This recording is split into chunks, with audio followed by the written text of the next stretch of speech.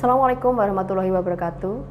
Salam sehat, salam semangat bagi peserta didik SMA Negeri 1 Pulau Kulon di tahun 2021-2022. Oke, pada kesempatan ini melalui MPLS kami akan menyampaikan materi tentang pengenalan kurikulum sekolah penggerak dan profil pelajar Pancasila. Pancasila itu lekat dalam kehidupan kita sehari-hari. Saya yakin peserta didik yang baru masuk di SMA Negeri 1 Pulau Kulon ini memahami bahwa Pancasila sebagai dasar negara yang terdiri dari 5 sila itu menjadi lekat dan pastinya hafal dalam kehidupan kita sehari-hari. Untuk mengenal apa itu sekolah penggerak dan profil pelajar Pancasila, sebelumnya kita memahami dulu tentang visi pendidikan Indonesia. Jadi visi pendidikan di Indonesia itu adalah mewujudkan Indonesia yang berdaulat, mandiri, berkepribadian yang tercipta dari profil pelajar Pancasila. Oke, apa itu profil pelajar Pancasila? Jadi, profil pelajar Pancasila itu sebagai suatu tujuan yang diharapkan itu dituangkan dalam kurikulum yang ada selama ini melalui penyempurnaan. Jadi, untuk penyempurnaan kurikulum sebelumnya pada tahun pelajaran ini, beberapa sekolah menerapkan adanya kurikulum sekolah penggerak. SMA Negeri 1 Pulau Kulon termasuk salah satu dari sekolah di tahun pelajaran baru ini yang menerapkan kurikulum sekolah penggerak. Jadi pada tahun pelajaran ini tidak semua sekolah menerapkan kurikulum sekolah penggerak. Apa toh sekolah penggerak itu? Jadi sekolah penggerak itu adalah sekolah yang berfokus pada pengembangan hasil belajar siswa yang holistik, di mana mewujudkan profil pelajar Pancasila yang mencakup kompetensi dan karakteristik yang unggul dari SDM di sekolah tersebut. Jadi karakteristik dan kompetensi yang unggul dari siapa? Yang awalnya itu dari kepala sekolah dan guru dulu, yang nanti imbasnya ke seluruh warga sekolah. Itu tentang sekolah penggerak. Dari sekolah penggerak itu sendiri, tadi kita mengenal adanya jadi mewujudkan profil pelajar Pancasila. Apa itu profil pelajar Pancasila? Jadi yang diharapkan dari kurikulum sekolah penggerak yang akan berjalan di mulai tahun pelajaran ini, itu adalah menghasilkan lulusan yang mempunyai kekuatan, yang mempunyai karakteristik dia menerapkan nilai-nilai luhur Pancasila dalam kehidupan sehari-hari, baik oleh peserta didik maupun oleh pemangku kepentingan. Siapa pemangku kepentingan? Pemangku kepentingan, jadi kurikulum ini diharapkan diantaranya adalah kepala sekolah, guru, kemudian semua warga sekolah itu memahami dan menerapkan erat dalam kehidupan sehari mengenai nilai-nilai luhur Pancasila. Jadi itu adalah tentang profil pelajar Pancasila. Profil pelajar Pancasila itu mencakup 6 dimensi. Dimensi pertama, jadi dimensi pertama itu adalah beriman, bertakwa kepada Tuhan Yang Maha Esa, berakhlak mulia. Dimensi yang kedua itu adalah berkebinekaan global. Dimensi yang ketiga itu adalah bergotong royong. Kemudian dimensi yang keempat kreatif. Dimensi yang kelima itu bernalar kritis. Dan dimensi yang keenam itu mandiri. Dari keenam dimensi itu dapat dijabarkan sebagai berikut. Untuk beriman, bertakwa kepada Tuhan Yang Maha Esa, kemudian berakhlak mulia, itu adalah mencakup akhlak kepada agama, kemudian akhlak kepada pribadi, akhlak kepada sesama manusia, akhlak kepada alam, kemudian akhlak bernegara. Jadi akhlak kepada Tuhan Yang Maha Esa itu sebenarnya tidak hanya pada hubungan kita dengan agama kita, ternyata ada terhadap alam, terhadap negara, manusia, pribadi, jadi itu jadi satu kesatuan. Kemudian dimensi berkebinekaan global. Pada dimensi berkebinekaan global, Indonesia yang terdiri dari berbagai suku bangsa, budaya, adat istiadat, maka dari satu kita harus kita mengenal, menghargai budaya yang ada. Kita berkomunikasi, interaktif dengan budaya yang ada. Kita bertanggung jawab terhadap pengetahuan kita akan kebinekaan. Jadi kita di sini juga berkeadilan sosial, itu adanya berhubungan dengan kebinekaan global. Kemudian bergotong royong. Pada dimensi bergotong royong, suatu hal itu dapat tercapai dengan baik, sukses, itu bukan karena hasil karya sendiri, bukan semata karena pribadi, tetapi karena adanya kolaborasi, karena adanya kepedulian, kemudian adanya berbagi dengan satu sama lain yang menjadikan sesuatu itu bisa tercapai ataupun terwujud. Jadi itu adalah artinya dari bergotong royong.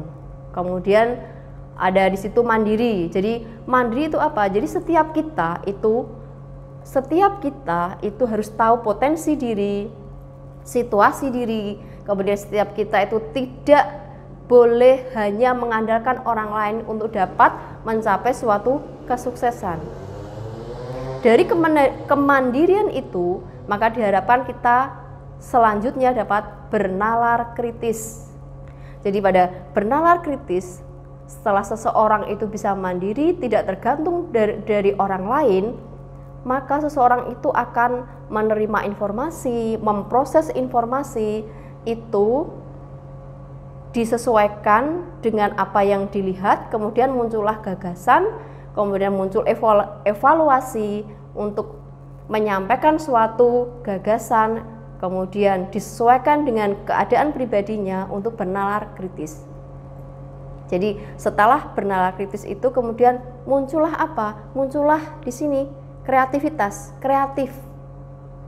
Jadi diharapkan peserta didik itu tidak hanya peserta didik, jadi pemangku kepentingan juga adanya kreativitas, kritis, maka diharapkan adanya itu mereka dapat menghasilkan suatu karya, menghasilkan suatu gagasan, kemudian dapat mengadopsi pengetahuan untuk menciptakan suatu hal yang baru. Itu diantaranya kreatif, adalah seperti itu.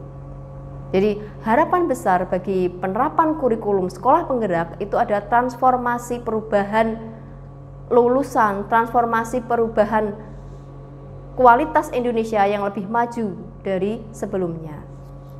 Itu tentang sekolah penggerak.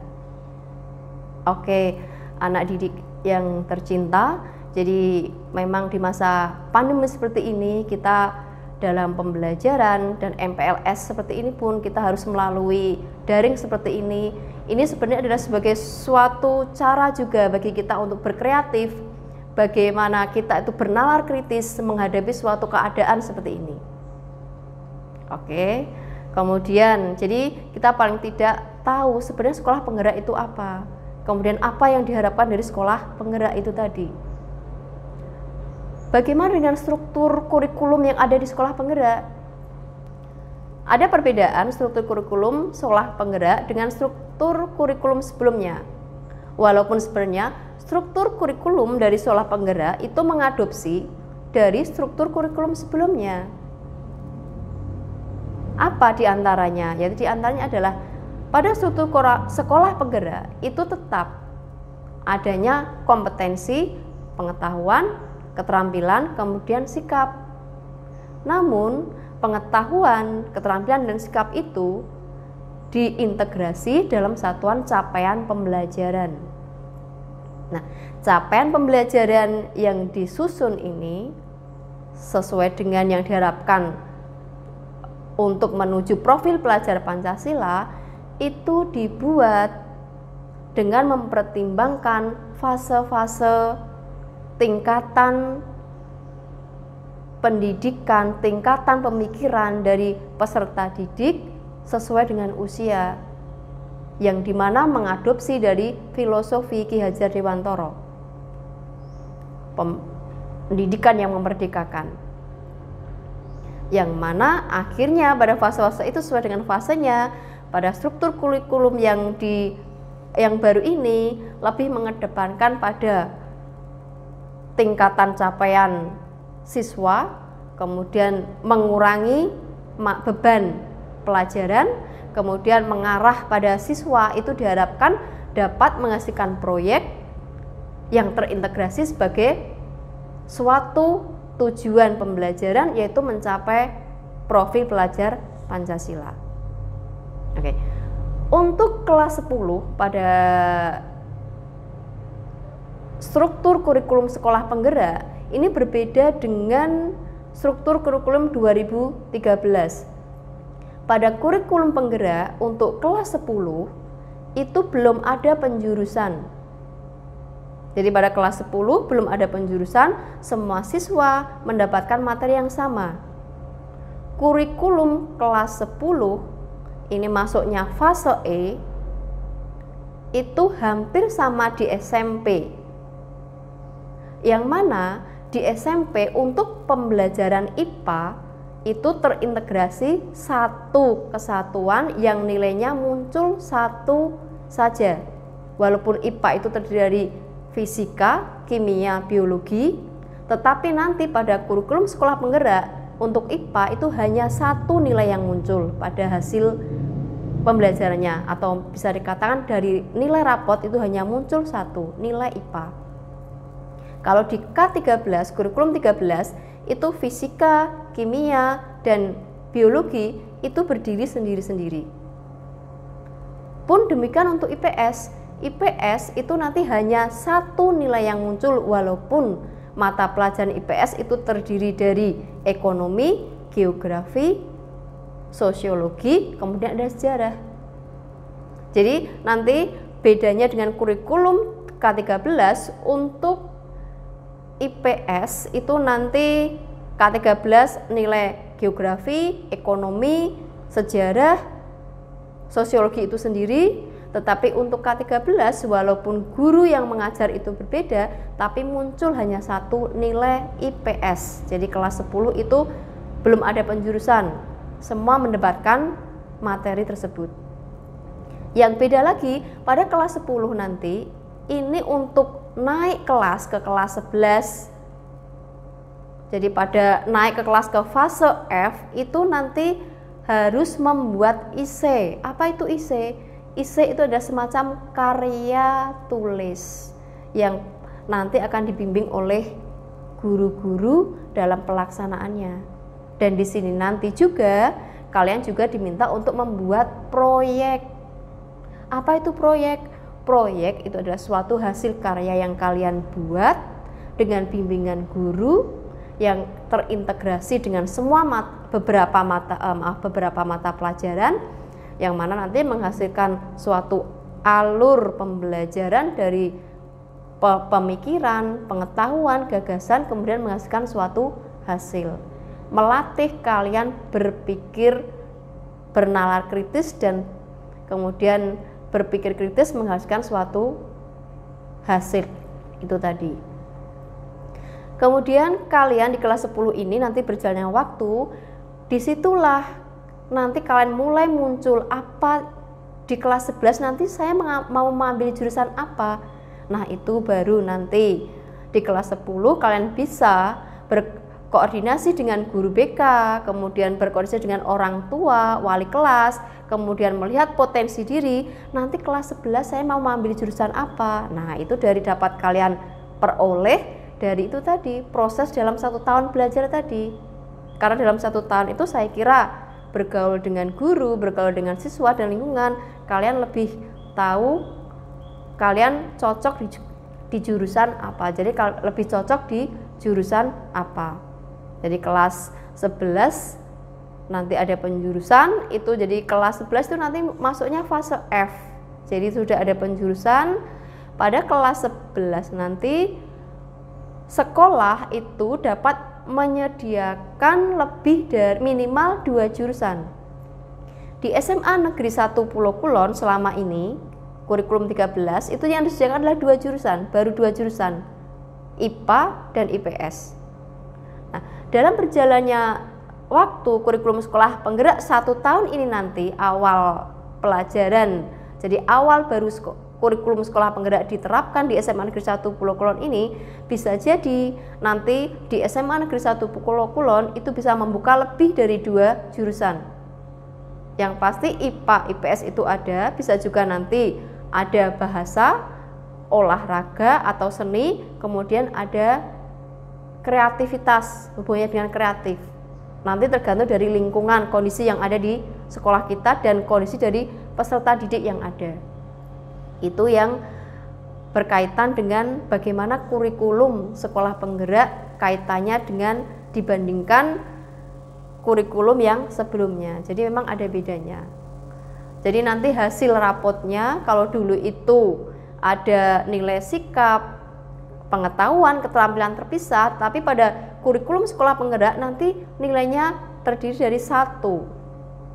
Jadi misalkan untuk pendidikan agama itu nilainya 1 angka saja, tapi ada deskripsinya, tidak terpisah antara pengetahuan, keterampilan, sikap tidak, tapi terakumulasi, terintegrasi menjadi 1 kesatuan. Jadi itu gambaran mengenai kurikulum sekolah penggerak dan profil pelajar Pancasila. Jadi kami harapkan dengan adanya kurikulum yang baru dari Bapak Ibu guru yang mulai mengikuti pelaksanaan program kurikulum baru, siswa juga dapat menyesuaikan. Diharapkan 2-3 tahun ke depan ada mulai perubahan. Disitulah diharapkan profil pelajar Pancasila yang diharapkan terwujud dari pelaksanaan kurikulum sekolah penggerak ini, lulusan yang dihasilkan benar-benar sesuai dengan profil pelajar Pancasila yang diharapkan. Oke, terima kasih peserta didik baru di SMA Negeri 1 Pulau Kulon. Itu yang dapat saya sampaikan mengenai kurikulum sekolah penggerak dan profil pelajar Pancasila. Jika ada kekurangan, harap maklum dan minta maaf atas kekurangan kami. Untuk selanjutnya kalian bisa nanti berkolaborasi, berdiskusi, saling bertanya kepada Bapak Ibu guru, warga sekolah ataupun wali kelas untuk dapat memahami tentang pembelajaran yang ada di SMA Negeri 1 Pulau Kulon. Oke, tetap semangat, salam sehat, tetap dapat mengikuti MPLS dan mengikuti pembelajarannya selanjutnya di SMA Negeri 1 Pulau Kulon. Wassalamualaikum warahmatullahi wabarakatuh.